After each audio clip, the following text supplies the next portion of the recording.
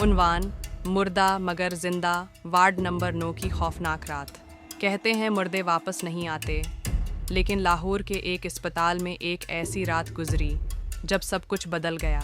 एक ऐसा वाक़या जिसे वहाँ के स्टाफ आज भी याद करते हैं और लर्ज़ जाते हैं। ये बात लाहौर के एक मशहूर सरकारी अस्पताल की है, जिसका नाम मैं यहाँ नहीं लूँगा।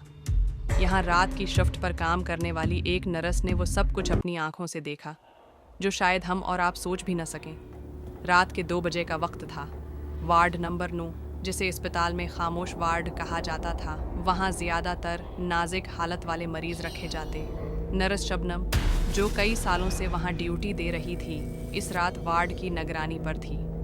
एक मरीज़ जो कुछ ही घंटे पहले इंतकाल कर गया था, इसी वार्ड के एक कमरे में रखा गया था।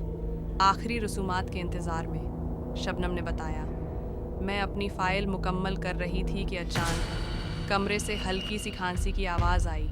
पहले तो मैंने सोचा शायद कोई और मरीज़ होगा, लेकिन जैसे ही मैं कमरे के पास पहुंची, मेरा खून जम गया। कमरे का दरवाज़ा थोड़ा सा खुला था। अंदर वही मुर्दा जिस्म पड़ा था, जिसकी मौत की तस्दीक डॉक्टर ने खुद की थी, मगर अब उसकी आंखें खुली थीं और वो आहिस्ता आहिस्ता कुछ बड़बड़ा रहा था। नर्स कहती है, मेरे हाथ से फाइल गिर गई, मैं कांपने लगी।